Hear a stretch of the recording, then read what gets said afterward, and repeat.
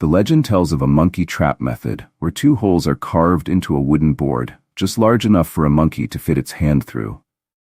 Behind the board, some peanuts are placed. The monkey sees the peanuts, reaches in, and grabs them. But with its fist clenched around the peanuts, it can't pull its hand back out through the hole. The monkey, so attached to the peanuts, ends up getting easily caught. It's quite sad for the monkey. The reason it gets trapped is because it values food too much, not realizing that there are many possibilities in life. The monkey does this because it desperately needs food. The situation of the poor often mirrors this. I know your life is very busy, but what I'm telling you is not easy to absorb, especially not if you only hear it once. My advice is to watch this until the end and listen to it repeatedly when you have time, even while doing household chores. Share it and save the playlist for easier access. I am confident that within a few short months, your mindset will grow to a whole new level. The poor lack money, and this goes without saying. The lack of money causes the poor deep suffering, and this too is self-evident. Therefore, it's obvious that the poor need money. Their fear of being without money is overwhelming. The poor tend to overvalue money to the extent that they often overlook other things. As a result, they gain very little and lose a lot. The mental damage from a lack of money is often more frightening than the physical lack itself. Jack London, in his novel Love of Life, wrote about a man who got lost. This unfortunate soul wandered through the wilderness, hungry, exhausted, lonely, and desperate, alongside an old wolf that was just as hungry and tired. The wolf followed him, waiting for him to collapse so it could eat him. However, in the end, it wasn't the wolf who devoured the man. Rather, the man ate the wolf. The novel ends with the man eventually returning to the ship. He ate a lot and grew very fat. He kept eating and gathered bread from all over the ship, filling every corner of the cabin. Though the bread had gone stale, he didn't stop collecting it every day. The survival instinct of the poor is incredibly strong. Their will to overcome hardship is truly moving, but the end result of their efforts might only be a pile of stale bread. The starving mind often clings to food. Once they hold a piece of bread, they won't let go. Even when full, they can't resist hoarding more, fearful of returning to hunger. But when their hands are full of bread, they can't grasp anything else. As a result, they are left with only a few pieces of bread and nothing of greater value. The narrow vision of the poor often stems from this hungry mindset. The poor fear poverty, and as a result, they don't dare let go of what's in front of them to seek new paths. There's a story about a poor man whose wife one day bought an egg. The poor man said, "If we hatch this egg, it'll become a chicken. The chicken will lay more eggs, and those eggs will hatch more chickens. We'll trade the chickens for a sheep. The sheep will grow and give birth to lambs. We'll trade the lambs for cows. The cows will grow, give birth to calves, and we'll sell the cows to buy land, build a house, and I'll take a second wife." He was so engrossed in his dreams that when his wife realized it, she got angry and smashed the egg on the ground, shattering his dream. This is a classic fable about the poor. That poor man might spend his entire life regretting the exposure of his thoughts, which caused his precious asset to be ruined. But he couldn't help himself. Years ago, Martin Luther King, with his famous "I Have a Dream" speech, moved countless hearts. The poor are human, just like the rich. All the desires that the rich have, good food, nice clothes, a beautiful wife, the poor also want. These are basic needs. So why shouldn't he dream of taking a second wife? After all, it was just an egg that hadn't even hatched yet. In fact, the egg itself was still in his wife's hands, and he was already dreaming of grandeur. But is that appropriate? It's worth reflecting on. We can't say that the future of the poor is completely without hope, but the winding, difficult path must be carefully considered by the poor. In theory, once a profitable model is found, exponential growth isn't impossible. Many stories of wealth, like Bill Gates, for example, started with something as small as an egg. But while there are countless poor people in the world, there's only one Bill Gates. Could the next one be you? That's hard to say. The smaller the starting capital, the greater the risk. When you only have one egg, even a light touch could cause it to break. This is the weak point of the poor. Their starting point is too low. Even if you've boarded the fastest express train, The growth of your capital is like rolling a snowball. When the snowball is small, no matter how fast you roll it, compared to larger snowballs, your progress will always seem pitiful. The initial amount is too small, and growth is limited. The result is a vast difference in outcome.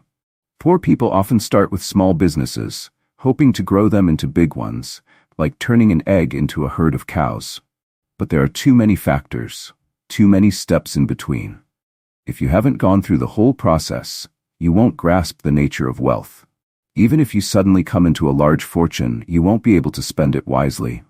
Many times, wealth itself is a burden.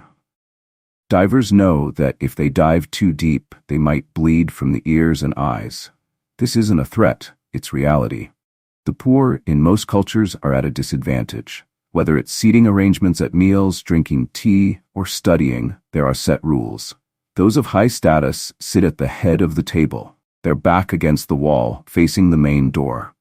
This position allows them to survey the scene without worrying about what's happening behind them, much like the position of a general in an army. Meanwhile, those of lower status are forced to sit at the tail of the table, in a completely disadvantageous position. In the same way, the poor are always at a disadvantage. When danger strikes, they're the first to suffer, and when there's a benefit, they're the last to receive it. This is unavoidable. Everyone wants to sit at the head of the table, but not everyone can. If you don't consider your situation carefully and insist on sitting in a position you don't belong in, even if you aren't thrown out, you'll make others uncomfortable. The status of the poor determines that they are the weak. They don't have the same favorable conditions as the rich. As a result, whenever society goes through upheaval, they are the ones who suffer the most. Even when opportunities arise, including those meant specifically for the poor, they receive very little. Looking back at revolutions in history, aside from a few who gained glory, the majority of the poor, as a class, remained poor. For the poor to rise from the tail to the head is incredibly difficult to achieve through sudden events. Even if they succeed, that wealth is unlikely to be sustainable. They must rely on long-term effort over many generations, like sifting gold from sand. Most of the sand will be washed away, leaving only a few grains of gold. The poor as a class will remain weak. On the stock market, small investors often listen for news, hoping to follow in the footsteps of big investors. But the result is often that they're led by the nose, becoming easy prey. Big investors in the stock market, to be blunt, are those who can manipulate the market. The organizations, speculators, or even the listed companies themselves. Their goal in the market is simple: to make money. So who will lose money? The stock market isn't a money-printing machine. It's just a place where money circulates. Either your money goes into their pockets, or theirs goes into yours. Small investors and big investors are not on the same level. It's not just the difference between an arm and a leg. Their positions, abilities, environments, and operating conditions are entirely different. The information that each side can access is always asymmetrical. What they know, you don't, and what you know, they've known for a long time. In summary, the poor, as small investors or as individuals in society, are inherently at a disadvantage. The asymmetry of information prevents them from assessing risk accurately, leaving them in a state of perpetual exploitation. Their limited capabilities further hinder their ability to compete with the professionals who manipulate vast sums of money. These professionals make their living this way, and they play by different rules. If the poor want to change their fate, they must not only work harder, but also learn to release the peanuts. Without letting go of small, immediate gains, the chance to seize larger opportunities will always remain out of reach. The poor are often bound by their fear of loss. They focus so much on avoiding mistakes or preserving what little they have that they miss out on the chance to truly grow. Just like the monkey in the story, they are trapped by their own clinging. For many, it's not just a lack of money that holds them back, but a mindset of scarcity that prevents them from taking bold steps forward. They may dream of a better future, but without the courage to release their grip on small, immediate gains, they stay stuck. Have you ever noticed how some people seem to move through life effortlessly, while others struggle despite working just as hard? A key difference often lies in the ability to let go and embrace risk. The most successful people aren't those who hold on tightly to what they have, but those who are willing to invest their time, energy, and resources into opportunities that could pay off in the long run. In ancient Chinese philosophy, there's a concept known as wu wei, often translated as non-action or effortless action. It's about knowing when to act and when to let go, trusting in the natural flow of events. For the poor, learning when to release their tight hold on what little they have and when to make strategic moves can be the difference between a life of struggle and one of growth. This doesn't mean that the poor should take reckless risks or gamble away their meager savings. Instead, it's about adopting a mindset of abundance. Rather than focusing on scarcity and fear of loss, those seeking to improve their situation must begin to see opportunities all around them. It's about training the mind to think beyond immediate needs and short-term gains. One of the key lessons from those who have risen from poverty to wealth is the ability to think long-term. While it's tempting to focus on immediate gratification, buying a better meal, upgrading a phone, or making quick profits, the path to lasting wealth is paved with long-term investments in knowledge, skills, and opportunities. For example, education is often one of the most powerful tools for breaking the cycle of poverty. But instead of just formal education, this includes self-education, learning from mentors, books, and experiences that help shift one's perspective. If you've noticed that your current strategy isn't working, it's time to educate yourself on what does work. But learning isn't enough on its own. Action is required. The poor are often hesitant to act, trapped by the fear of failure. But the truth is, failure is part of the process of success. The most successful entrepreneurs and investors have failed many times before achieving their goals. What sets them apart is their willingness to learn from those failures and keep moving forward. There's a saying in the business world, fail fast, learn faster. Instead of fearing failure, embrace it as an opportunity to learn. Each failure brings you one step closer to success, as long as you take the time to reflect on what went wrong and adjust your approach. One powerful example comes from the story of Thomas Edison, who is said to have failed thousands of times before successfully inventing the light bulb. When asked about his failures, Edison famously replied, "I have not failed. I've just found 10,000 ways that won't work." This mindset of perseverance is crucial for anyone seeking to escape the cycle of poverty. Similarly, in investing, it's not about never losing money, but about learning how to minimize risks and maximize potential gains over time. Small investors must understand that the stock market, real estate, or any other investment vehicle carries risks. But with the right knowledge, those risks can be managed. The mindset shift from fear of loss to strategic risk-taking is essential. Instead of hoarding every small gain, learn to reinvest in yourself and your opportunities. The poor often cling to security because they don't feel they have a safety net. But the truth is, with a long-term approach, they can build their own safety net through wise investments in education, skills, and networks. Finally, it's important to surround yourself with people who support your growth. One of the biggest barriers to success is the environment in which you live. If you're surrounded by others who think the same way, clinging to small gains and fearing risks, it's much harder to break free from that mindset. Seek out mentors, role models, and communities that inspire you to think bigger and take action. The concept of letting go, while simple in theory, is profoundly challenging in practice. It requires not just emotional resilience, but also a deep understanding of the long-term game. The poor, particularly, face a unique challenge here. They have fewer resources and less margin for error.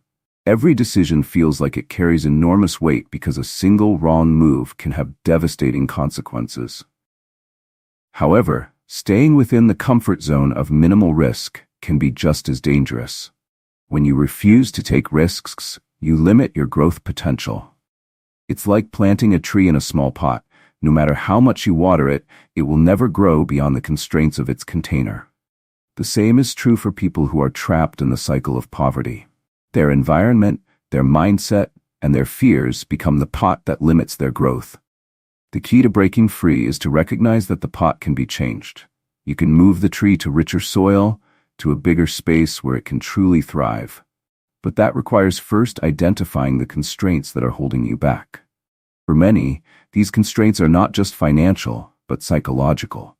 There's a fear of failure, a fear of losing the little that they have. But it's crucial to remember that growth and comfort cannot coexist. If you want to grow, you have to be willing to step outside of what feels safe and familiar. Take, for instance, the story of the man who bought a single egg, planning to build his fortune. He wasn't wrong in thinking about future possibilities, but his downfall came from assuming too much without taking practical action. It's important to dream, but dreams alone are not enough. You need a plan, and more importantly, you need to act on that plan. This is where many fall short. They dream big but remain paralyzed by inaction, constantly fearing that something will go wrong. But here's the truth. Things will go wrong. In life, not everything will go according to plan. The path to success is not a straight line. It's filled with detours, failures, and setbacks. The difference between those who succeed and those who don't is how they respond to those setbacks. The wealthy understand that failure is not the end, but a step along the way. They learn from their mistakes, adapt, and keep moving forward. Let's consider another example. Warren Buffett, one of the wealthiest men in the world, didn't build his empire overnight. He made many investments, some of which failed, but he didn't let those failures define him. Instead, he took a long-term approach, focusing on investments that would grow steadily over time. This is a critical lesson for anyone looking to escape poverty. Don't aim for quick wins or get-rich-quick schemes. Focus on long-term, sustainable growth. Another powerful example comes from the world of sports. Many of the greatest athletes, Michael Jordan, Serena Williams, Cristiano Ronaldo, are known not just for their talent, but for their relentless pursuit of improvement. They didn't achieve greatness by playing it safe or avoiding failure. In fact, Jordan famously said, "I've failed over and over and over again in my life, and that is why I succeed." This mentality of embracing failure as part of the process is critical. Too often, the poor view failure as something to be avoided at all costs, rather than an opportunity to learn. But the truth is, without failure, there can be no growth. Each setback provides valuable insights that can help you adjust your strategy and improve your chances of success next time. So, what does this mean for those who are struggling? It means shifting your mindset from one of scarcity to one of abundance. It means recognizing that the world is full of opportunities, but they won't come to you if you're too afraid to take risks. Yes, there will be challenges, and yes, you will experience setbacks. But if you can learn from those experiences and keep pushing forward, the rewards can be life-changing. The first step in this process is to start small. You don't need to make a massive, life-altering decision overnight. Begin by identifying one area of your life where you've been holding back out of fear. Maybe it's investing in a new skill, starting a small side business, or even something as simple as changing your daily routine. Whatever it is, commit to taking action, even if it feels uncomfortable. Over time, these small changes will compound, just like interest on an investment. As you start to see the results of your efforts, your confidence will grow and you'll be more willing to take bigger risks. This is how the wealthy think. They understand that success is a series of small, consistent actions that build up over time. They don't expect overnight results, but they do expect progress. One key factor that separates the wealthy from the poor is access to information and resources. The poor often don't have the same networks or educational opportunities that the wealthy do. But in today's world, the internet has leveled the playing field in many ways. There are countless free resources available online that can help you develop new skills, learn about investing, or start a business. Take advantage of these opportunities. Another important step is to surround yourself with people who inspire you. It's often said that you are the average of the 5 people you spend the most time with. If you're constantly surrounded by people who reinforce a scarcity mindset, it will be much harder to break free from that way of thinking. Instead, seek out mentors, role models, and communities that encourage growth and abundance. Building wealth is not just about money. It's about mindset, education, and relationships. It's about continuously learning, taking calculated risks, and surrounding yourself with people who uplift and inspire you. The poor often feel trapped by their circumstances, but the truth is, With the right mindset and the willingness to act, anyone can improve their situation. So, as we come to the end of this discussion, ask yourself, what is holding you back? What are the peanuts in your life that you're clinging to, and how can you let them go? Remember, the key to success isn't in holding tightly to what you have, but in having the courage to release it and reach for something greater. Every step you take, no matter how small, is a step toward the future you envision for yourself. Don't get discouraged by the size of the mountain ahead. Instead, focus on the next step in front of you. It's in these small, consistent efforts that great transformations take place. If you feel overwhelmed by the obstacles you face, remind yourself that every successful person started somewhere. They too faced challenges, made mistakes, and sometimes even failed spectacularly. But they continued because they understood that failure is not the opposite of success. It's a part of it. So what can you do today, right now, to start making a change? Is there a habit you need to develop? A skill you need to learn? Perhaps it's time to take that risk you've been avoiding. Whatever it is, the journey begins with action, no matter how small. You don't need to have everything figured out to take the first step. Take ownership of your life and your future. Don't wait for the perfect moment, because the perfect moment may never come. The best time to act is always now. And as you continue on this journey, remember that success is not about how fast you go, but about moving in the right direction. I hope today's discussion has inspired you to think differently about your life and the choices ahead. There's no better time than today to start making progress, no matter how challenging your circumstances may be. Change is possible for anyone who is willing to learn, take risks, and persist through the tough times. I appreciate your time and commitment to improving yourself and your life. If you found value in this video, please consider leaving a comment below about the steps you're taking in your own life to move forward. I'd love to hear your stories, and who knows, your experience could inspire someone else watching this video. As always, be sure to subscribe to the channel, hit the bell icon to get notifications, and share this video with others who could benefit. Remember, success is a journey we're all on together, and the more we support each other, the better we'll all become. Like, comment, and subscribe for more insightful videos on personal growth, success, and the philosophy of happiness. See you in the next episode.